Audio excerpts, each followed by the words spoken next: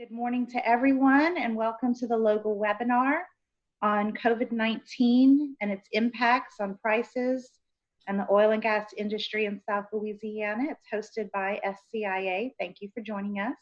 I am Christy Alley-Nakan, the Executive Director for SCIA, and I'm looking forward to getting the most out of this webinar.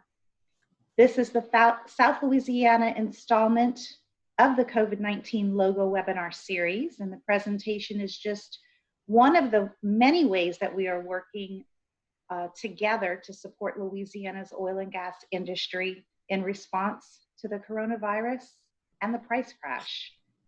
Gifford Briggs, the president of Louisiana Oil and Gas Association, will lead the discussion, and following him will be Representative Zeringue. Thank you also for joining us, of Louisiana's 52nd House District in Houma. Time permitting, I will host the question section at the end. And before we dive in, a few housekeeping items of note. First, all participants should be audibly muted so that we can hear the panelists clearly. And secondly, as I mentioned, after the presentation, we will use the remaining time for questions. And we want this to be as helpful and productive as possible, so please share your questions by typing them in the chat feature, and you can send them to the panelists. That way the chat feature won't be clouded with conversations between attendees. So please send your questions to the panelists, and that you will see in the black bar at the bottom of your screen. And I'll go ahead and turn this over to the LOGA president, Mr. Gifford Briggs. Good morning, Gifford. You sent out some very sobering numbers this morning, and thank you. That they were so sobering, they made me pick up the bottle of tequila, and even Bob Ross cannot paint those happy trees right about now, so it's not a good day. Well, welcome and thank you, Christy. SCIA is such an important partner for LOGA and for the industry. The work that you do is critical to the success of our industry, and we appreciate you participating with us on this webinar. I mean, this is a new world that we're living in, and we're trying to identify new ways to be able to communicate to people in industry and leaders across the state. And we certainly would welcome and appreciate any feedback that anybody that's participating, whether it's phone or computer, that you have today for the webinar, and what we could do that would make delivery better. And we appreciate your thoughts and feedback on that.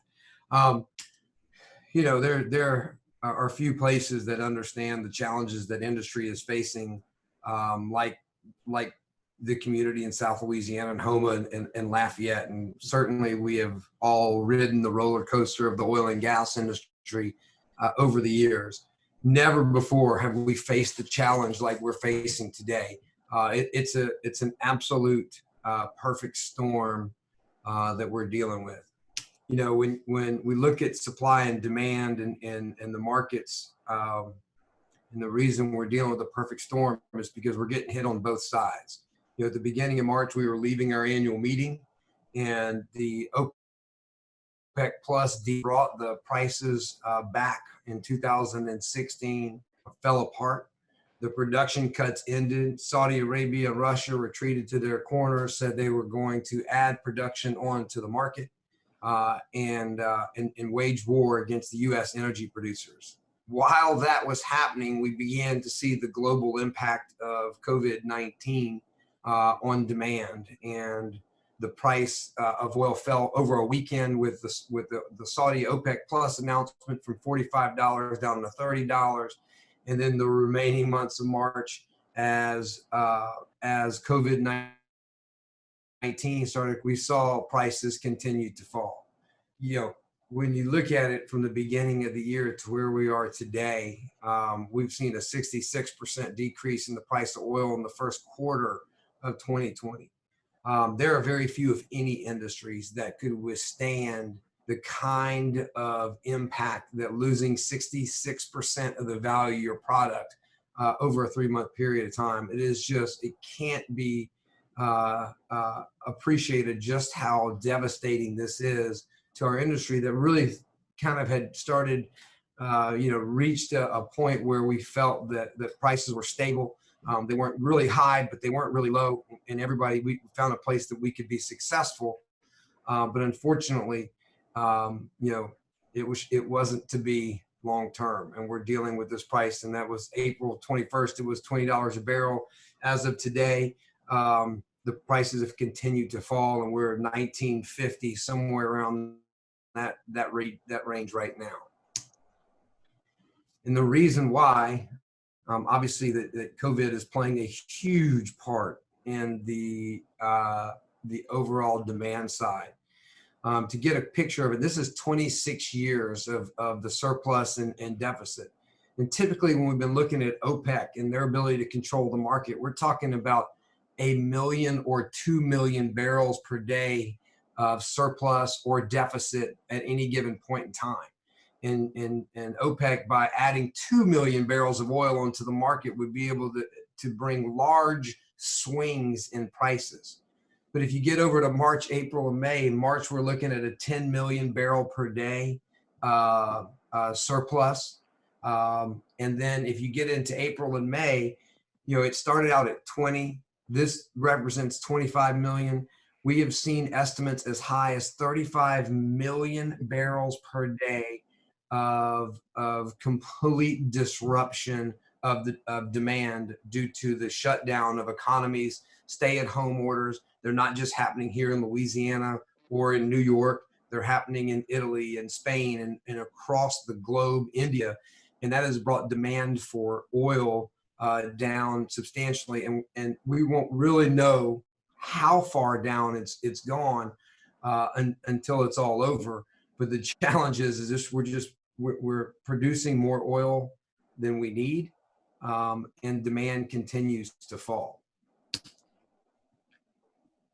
There's a lot of talk, and we're looking at pricing. We did it, just now. We're looking at futures and futures pricing, and what's NYMEX saying West Texas Intermediate is trading at is always sort of what we look at for this and what the value is. Markets weren't designed to be able to fully appreciate the kind of demand destruction that we're seeing right now, with a 30 to 35% drop and for energy. And so, we've seen oil trading at $20, in 1950 today. But we also know that in some places in the United States, and that the product is selling for much less than that, $9.40 in this particular report from IHS Market. We've seen $1.60 oil in Wyoming, and reports of even negative prices because the actual physical delivery of the product is being constrained. And so prices are much lower than the markets are indicating. And so how do we get through this? And what's next? And what are we looking at? And this is from, again, IHS Market on April 1st, right? There's no international agreement to curtail oil production. Then brutal, unadulterated market forces will bring the oil market back into balance. And that's the reality of what we're dealing with today. But we do know that there was an international agreement to curtail oil production. And so what does that mean? It was announced on last Thursday, right out of the meeting of OPEC Plus, that there was a 10 million per day cut.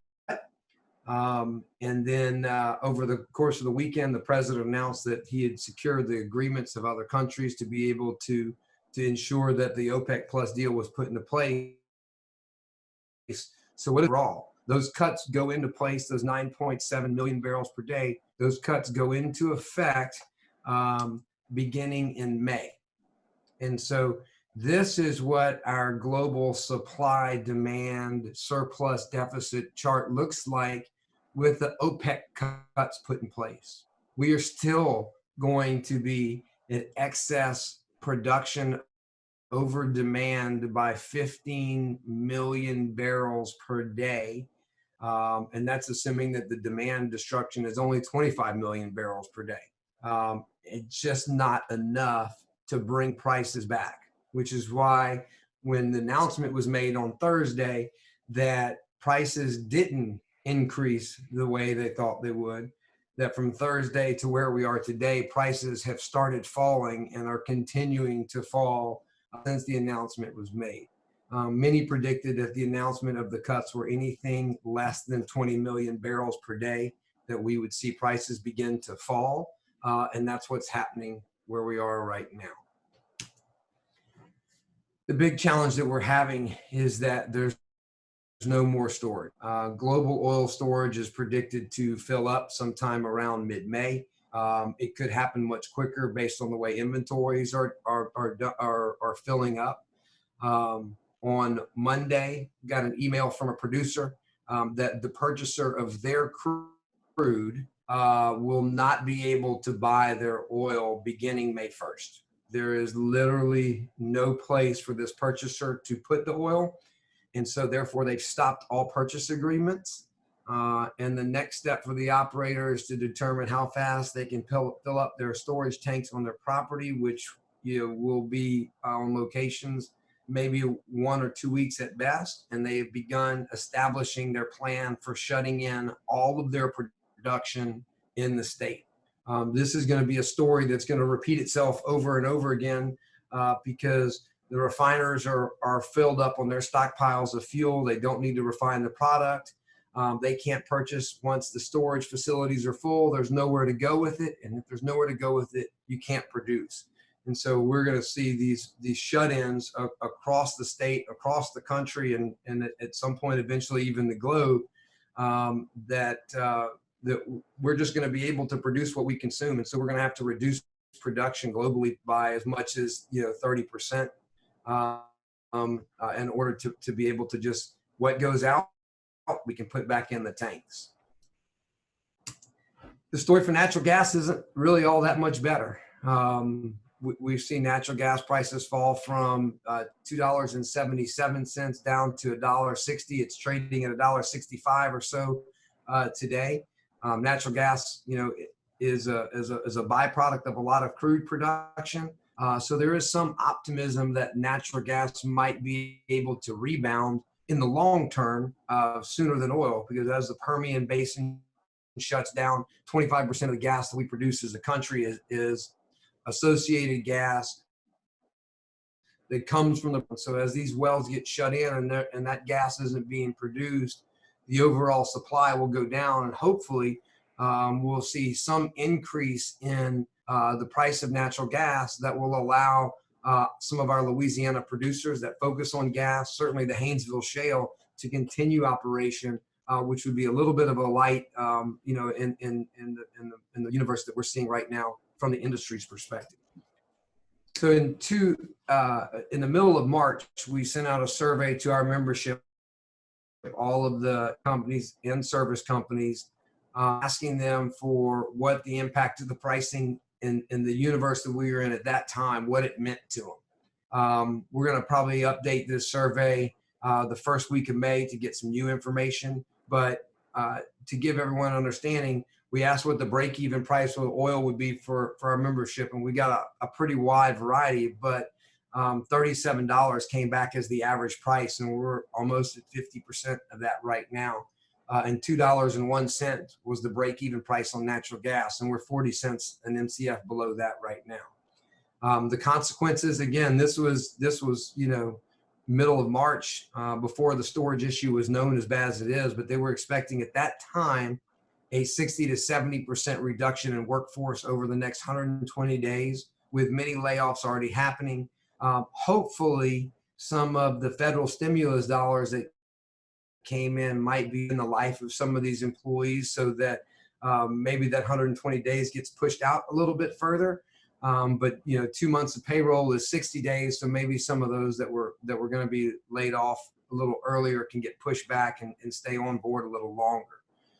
Additionally, we're expecting a 60 to 70% of shut-in of production over the next 120 days, which again, with some of the reports that are coming out about storage filling up, that number is right now, and it might be happening a lot sooner. We also asked, what are the ways that we can help, that LOGA can help industry in order to keep the wells flowing and producing and keep people working as much as possible? And the overwhelming top two things that came back were an immediate suspension of severance taxes. This would lower the break-even cost of wells. It would infuse cash directly into so they'll be able to keep people working, keep wells flowing, keep making those investments as best they can. And the other one is to address the coastal lawsuits. Those are the government-sponsored coastal lawsuits by 7 parishes in South Louisiana. Thankfully, the leadership in Terrebonne and Lafouche withstood the calls and the pressure to engage in these lawsuits. But there's 214 defendants that are spending tons of money, thousands upon thousands of dollars defending these lawsuits that have been going on for 6 years. And those dollars they're spending defending these suits are dollars that they can't be used to make payroll. They can't be used to make investments to keep wells flowing. And we need as much capital to stay within our companies as possible. And these government-sponsored lawsuits are doing nothing right now to help the industry, to help the coast, to help the state. That's just one more way that we're doing it. And there's no reason that we can't address these suits and move past them. My kid just walked in. Y'all say hi. Come here. My son, this is one of those things working from home and kids aren't in school. Say hi. Say hi. Hi. Hi. Yeah, they can't say Hey hi guys. back. This is Chloe and this is Max. Max wanted to do an interview, so he's saying hi to everybody real quick. So and now he's embarrassed. So appreciate that. Yes, little, I think we needed a little sweet faces in a here. little innocent, to lighten this up a little laughter. bit. Yes, a little innocent laughter and pure joy. So, in looking at taking our survey and applying it to the state, what does it mean? Well, we've got around 33,700 or so producing wells in the state. If we take that 60 to 70% number, we're talking almost 17,000 wells being shut in across the state. It varies in production levels, but the impact can easily be understood, not just to the state, but to local communities, people receiving royalty checks. Those dollars get reinvested in those communities. And so the impact of this many wells being shut in is going to be felt far beyond the industry. What does it mean for employment? So these are the numbers that come from the third quarter of the Louisiana Workforce Commission. So for the oil and gas industry in the state, we're looking at almost 34,000 employees with $3 billion in wages. The industry is obviously one of the top wage payers in the state. That 70% number puts 23,000 employees at risk, and then 2.2 billion in lost wages for the state. And these are not like issues where once we lift the stay-at-home order, all of a sudden everything's going to be fine. Our challenges are going to extend well beyond any lifting of any stay-at-home orders at the state or national level. And so we have to have real reform. If you're looking at the Houma area, we're talking about 600 million is from the industry right now, with 423 million at risk. Now, these 3 areas are important because from 2014 through 2016, these 3 regions were number 1 or top 3 and top 10, depending on the different time period, of job losses in the country because of the downturn in the industry. And the impact of what we're seeing now, that's likely going to be replicated. Huge numbers of dollars that are being taken out of these communities.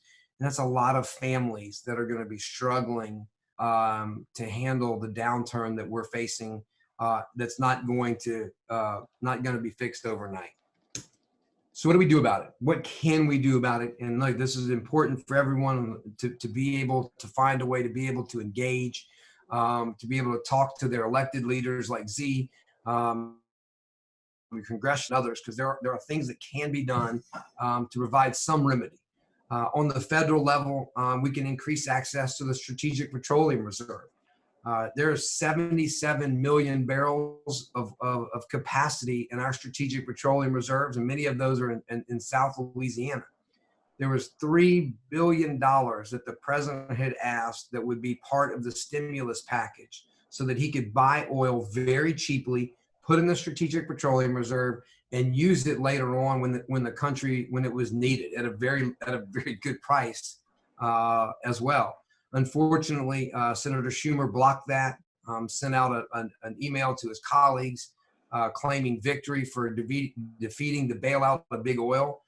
Senator Schumer failed to understand that the small and mid-sized producers here in Louisiana were the ones that were going to be a large beneficiary of that access. We continue to work with our delegation to find other solutions. It was suggested on a webinar just like this that maybe we lease out the Strategic Petroleum Reserve. So with our delegation on that, and the Department of Energy had made available 34 million barrels per day, or 30 million barrels, not per day, 30 million barrels total in the Strategic Petroleum Reserve. And they just finished the bids for that, and about 24 million were awarded. That still leaves 53 million barrels, or 50 million barrels available in the Strategic Petroleum Reserve that we need to get access to. And the president wants access to it. And we need to make sure that our delegation has continued to focus on it, and they have been very helpful. But we need to make sure that the country understands that when oil's at $19 or $10 or $8 a barrel, there's no reason not to fill up the Strategic Petroleum Reserves. We also need to reduce offshore royalty rates. We've been working with our delegation again to try and get relief for the offshore operators. Extremely important for the Houma and South Louisiana region, as everyone understands how important the offshore industry is. And the Department of the Interior came back and basically said we can't do it on a broad scale approach, which is what we needed to provide the immediate relief. And what we're going to do is we're going to, on a case-by-case, lease-by-lease basis, be able to review any requests and then authorize them. Well, you have companies with hundreds of leases, and they don't have the manpower or the ability to process all these applications on an individual basis, nor likely that the department has the ability to handle those. There's been 14 requests made in the last decade or so, and 9 of those have been approved. Having hundreds of applications at one time would overwhelm the system. And so we still need broad scale royalty relief in the Gulf of Mexico. And lastly, we need to expedite any regulatory relief that we can find.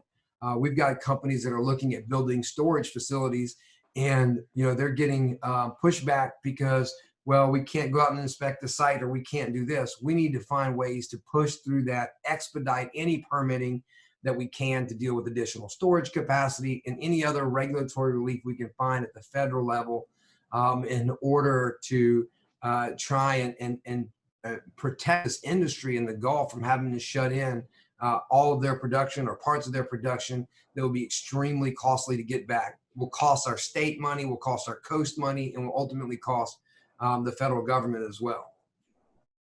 On the state side, and this is where we're going to look into leaders like Z and Representative Zeringue and others, we need to immediately suspend severance taxes. The challenge is the legislature is not in session right now. They're having to deal with the COVID challenges as well.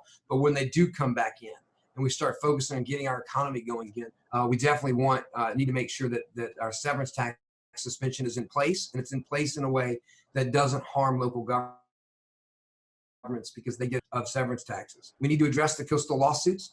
There's 2 real solutions for that. The first one is we can pass Senate Bill 359 by Senator Bob Henskins.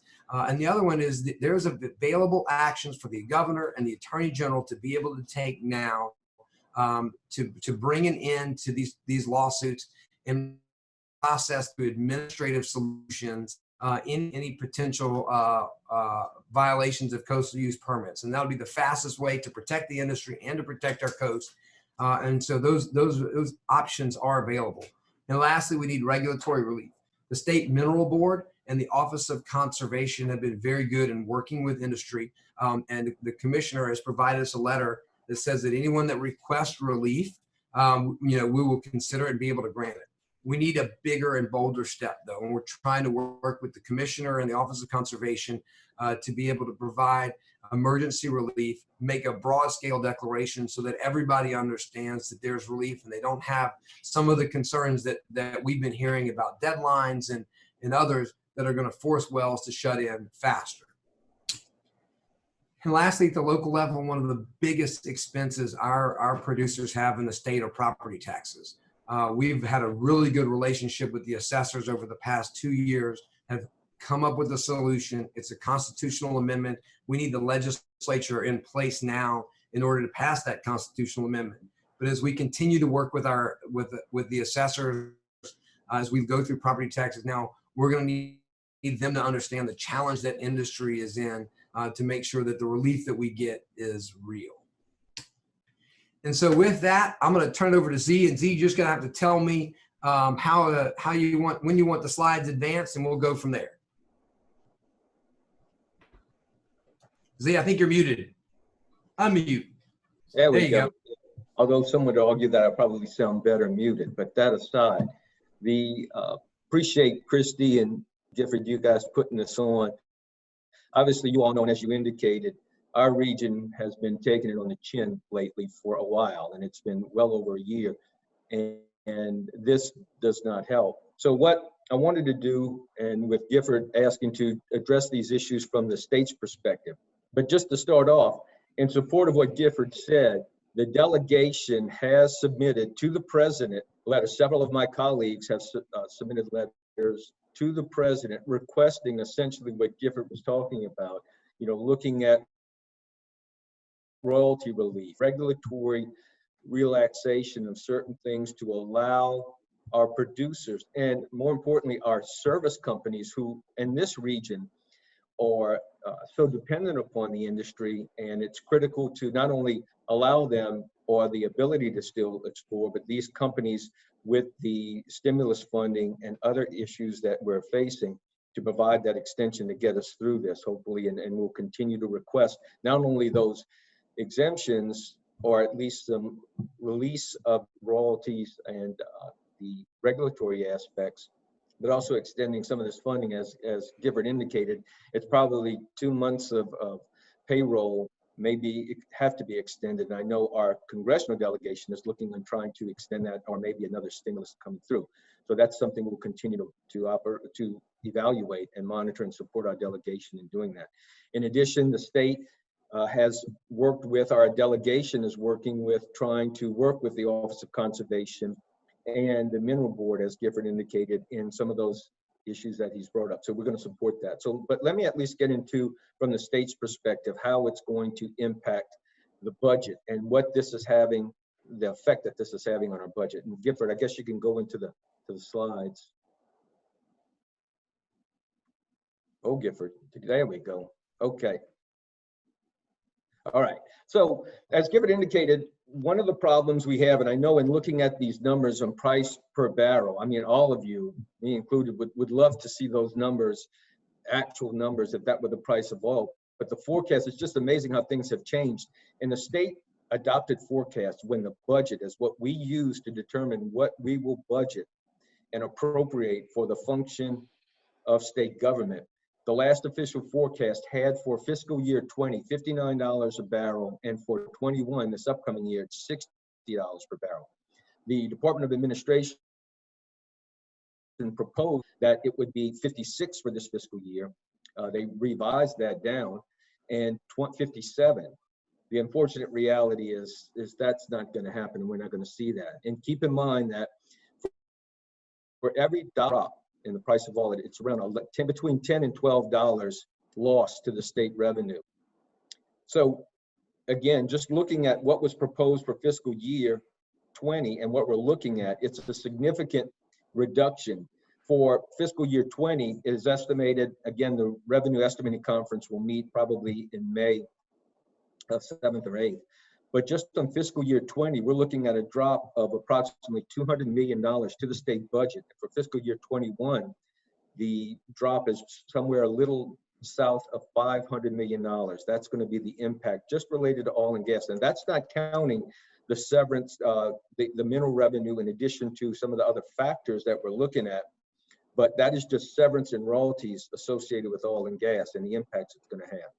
The projection, and again, it's subject to change, but our economists are struggling to look and factor in the pandemic effect, but also the recession baseline based upon, now fortunately, OPEC has done a little bit help in terms of how those numbers will be, but they're even looking at before the price that would be projected for next fiscal year for the state budget is right around $36 a barrel, which is still unfortunate, in so much as Gifford indicated that the break-even price is $37. So they're projecting, and it might more than likely may get worse, they're projecting for next fiscal year 21, that the price per oil is estimated to be at $36 or below.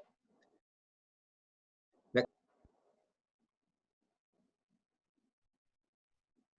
So in addition to oil and gas, and again, to put this into perspective, you know, oil and gas does have a significant impact on what the budget and the revenue generated for the budget of what we can appropriate. Obviously, oil and severance that I mentioned, sales tax, which, you know, is down considerably because people aren't getting out as much, personal income, the gaming revenue. It's estimated that for the casinos being shut down, that's an impact to the state budget of approximately $20 million per month. And corporate taxes, because of all these impacts, are going to have a significant impact as well. So yeah, you can go ahead. Next one, Gifford. So if you look at historical spending and where we are, the spending in terms of the state government has increased 2 to 3% per year. And looking at what the overall state general fund is, we're anticipating about $10 billion per year.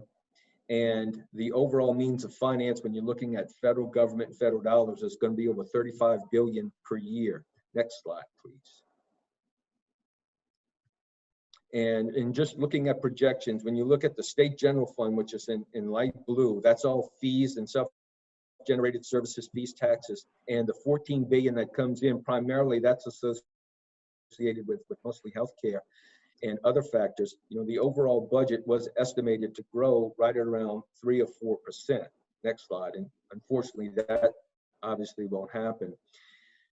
And the change in the overall budget and the adjustments to those budgets for the next few fiscal years, in 18-19, for example, we budgeted $34 billion but spent $32. We still don't have the operating budget expenditures for this fiscal year. We budgeted $34, but we were, for this next budget, going to estimate around $35 billion, which is an increase in over $3 billion. Now, those numbers are obviously all going to have to go down, considering the fact of both the economy, but also the impacts to state-generated revenue that are going to factor into the overall the impact of what the state budget will ultimately be. So how are we going to have to address that? There's no doubt that we are going to have to make cuts, but to what degree, and next slide, Gifford, and to what degree and in what categories, we're somewhat limited from the state's perspective of what we can cut because of statutory dedications, constitutional dedications, not to get into the weeds too much, but we are significantly limited, and that could be a topic for a whole nother day in terms of what we can do to address that. We're limited in what we can or can't cut to address this deficit, which we ultimately will have to do. But there is no doubt that the price of oil is going to have a significant effect. So that is the genesis for these efforts and others on the state's part to look at both from the regulatory perspective, but enhancing or highlighting our ability to extend the workforce and allow them to continue to be employed through this crisis is going to be critical, not just for the workforce of the people in the region, but also for the state budget. And 75% of the budget, you can see in this graph, K through 12 education, healthcare, and higher education represents about 74% of the state budget. And unfortunately, when it comes to having to make cuts, we're somewhat limited in our ability to do that. And these are the places where we ultimately have to end up cutting. You know, healthcare, obviously, we're going through a pandemic. It's one of the last places you want to cut. Higher education, keeping our best and brightest here, our future workforce, and K through 12 education, and also educating our kids is so important. So we need to change that. But again, that's a topic for another day, but we're focusing on what we can do in the immediate, in the short term, to continue to get through this crisis. And we as a delegation are working with LOGA, Gifford, and others to ensure that at least our region, and working with Christie and SCIA, is expanding opportunities and becoming, at least from the state's perspective, having the ability to work with the federal government to get us through this crisis in any way that we can, through the strategic oil reserves or others that we can employ. So with that, I don't want to get too far into the weeds, but we can start maybe, Christie, I know the time is somewhat short. We could start maybe answering some questions. Sure, definitely. We do have a few that had come through. First of all, a few people have asked, will this slide presentation or the recording of the webinar be available on either the LOGA or SCIA website? And Gifford or Katie, I'm not sure about that answer. Absolutely. Sure. Yeah, Okay. the plans are to make this available as we have in others. As long as he says it's okay, that's the plan. Yeah, it's fine with me. Yeah. All right, we'll make sure that that's available. And then just going down the list here, do the at-risk jobs attributed to the LA Works include oil and gas industry personnel who are domiciled in Louisiana but work in other states? Yeah, so I would say that, you know, when a company is looking at their Louisiana workforce, it's about people that live in Louisiana, get paychecks in Louisiana, whether they're working in other states or not. The impacts are going to be felt here with their workforce here locally. So yes. All right, another, the state revenue sensitivity to oil price, 11 million per $1 change in price may be valid when the price is 55. When wells are lost forever, the loss is much greater and permanent. I'm assuming this is more of a statement than a question, if anyone wants to. Well, you know, and I appreciate that as 100% accurate, which is why the job that Representative Zeringue and the legislature have is going to be so difficult. Trying to predict from the oil side and gas side where revenues are going to be when talking about shutting in production with no idea of when it'll come back is very difficult. You know, I've seen reports that we're going to put, you know, 1 billion barrels of oil into storage, you know, globally over the next 3 to 4 months. Well, if supply, you know, outstrips demand or demand outstrips supply by 5 million barrels per day, it would still take 200 days to eat through all that surplus. And so there's, you know, if we have to start shutting in production because there's no storage here, it's going to be impossible to predict, which is one of the reasons why there's been some conversation about, is now the time for the legislature to take the bold step of removing mineral income permanently from the budget. It gives us an opportunity to suspend the severance tax, take it out of the budget, which is something that industry knows that we need. And then the legislature can take it out permanently. And then when prices come back and when industry comes back and production comes back, those dollars can be used then to supplement infrastructure or rainy day fund or other one-time expenditures to get Louisiana permanently off this cycle of a roller coaster in the budget as it relates to the price of oil, because it is such a significant impact. Right, and there's no doubt, Guilford, that we recognize that from the legislative perspective, but also you referenced earlier the challenge we have both with the local governments and dependence on some of the local governments to those taxes, and work with the local governments to address that issue. And we have been and will continue to do that, to wean those local entities off of the process we currently have right now and put it more in the local hands, is where it should be. This question is in regards to tariffs. What would the impact of tariffs be on imported oil? Couldn't USA refining capacity switch gears and run only US produced crude? You know, that's been talked about for a little bit, and the challenge with tariffs, it's a multi-leveled issue. One thing is the moment we put tariffs on oil, we've got to be prepared for tariffs to be placed on the oil that we produce. And since we export, because as the question pointed out, we don't have the refining capacity or the types of refineries needed to process the crude. The oil that we do produce that we need to export likely will face the same tariffs. So that actually ends up hurting us. But the point about the refineries, no, there's not a switch that they can go flip to be able to process the kind of crude that we're producing in this shale oil and that we're exporting a lot. And so you're talking about billions of dollars of investments in refineries to be able to make transition, and that hasn't happened yet. And if it is going to happen, it's not going to happen in the short term. And so that's a it's not a fit challenge that we're facing today. We need to certainly a conversation that can have, and certainly a conversation I'm sure the refiners are going to be looking at. And if we can fix things like ITEP, that we've totally reversed the positive direction that we were going with ITEP, we might be able to incentivize some of these refiners to be able to make the change. But until then, we're going to have to export oil, and anything that we do that could potentially make that more challenging really hurts Louisiana and hurts our industry.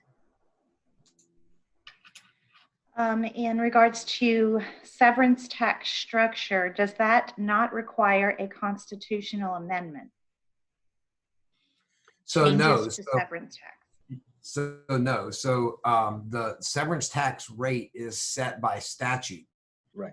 We had intentions at the beginning of this legislative session. Representative Villiers filed a bill to actually lower the severance tax rate on oil, which had nothing to do with the price challenge, but just because we have a 12.5% severance tax rate on oil, which is the highest in the nation.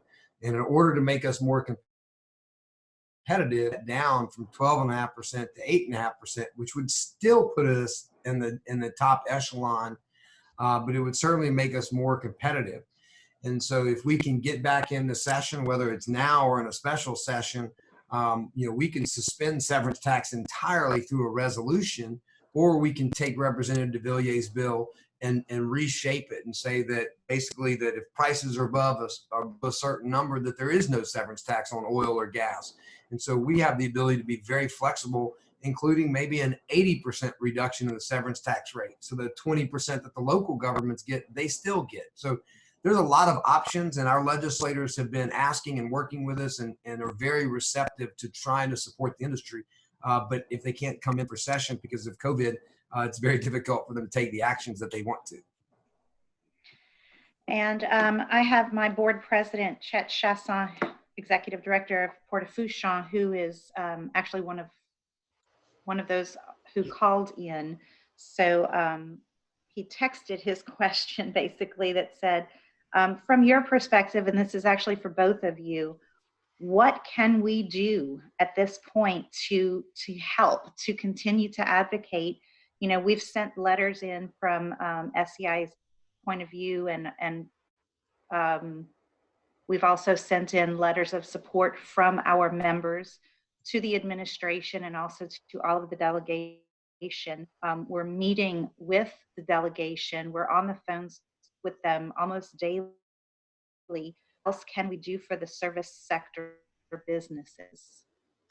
Well, from the state perspective, the government's perspective, let me at least indicate that the support and the letters that you're sending do make a difference, and appreciate that. And it's important to ensure as we move forward, as Gifford said, we are probably going to be limited with the time constraints for this session, which is scheduled to end June 1st. That being said, we right now, we're supposedly going to come back in May 4th, unless the stay-at-home is extended. But even assuming we come back at May 4th, we're going to be somewhat limited in the bills that we are going to take up. But that being said, for the most part, we anticipate that we will have to come back in to a special session. And unfortunately, the dirty word of special session comes back up. We've had so many in the previous term. But to address both how, a couple of things, the deficit that we'll have to have, but also how the federal stimulus dollars will affect the budget. So we're still waiting for guidance, which is supposed to come out tomorrow, as to how the federal stimulus money can be used to offset debt, but it can be used to pay for things that maybe some of the state agencies were going to pay for, so that therefore we could use that to affect our budget. So we will probably have to come back in for a special session. But with that, I know in speaking to Chairman Couson, I know Gifford has been speaking with him too, and others, on how we can address both legislatively stimulus with the Louisiana Economic Development Agency and working with the state to develop incentives and things that we can do to both stimulate the economy, but also support oil and gas. And so there are things that we will be able to address in special session within the call of special session. I think I don't want to speak with the governor, but I think he's indicated that he's willing to look at economic stimulus and things that we can do for the economy. I know Speaker Scheck-Schneider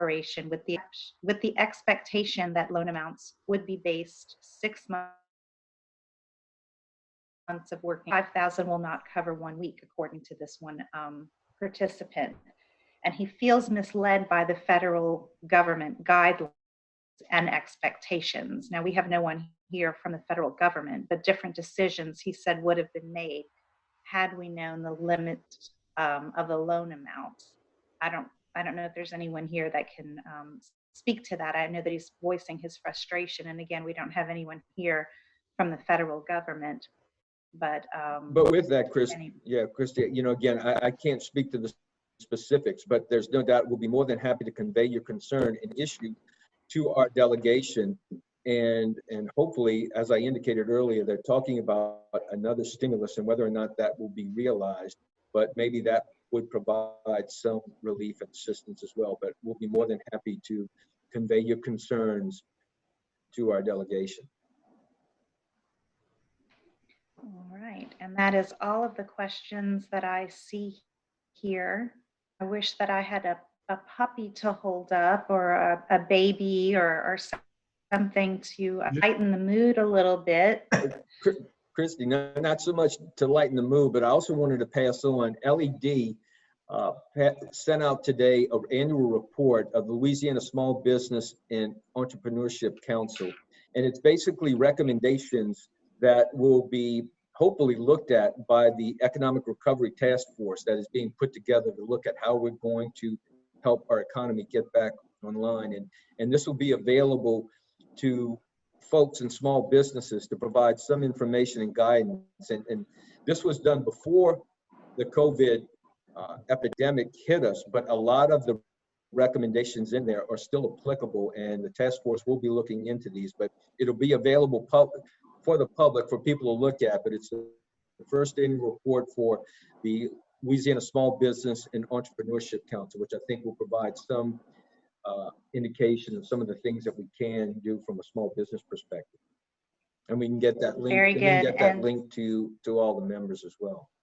Awesome. Thank you very much, Z. And also, I know that TITA has been able to put together a grant with the help of BHP.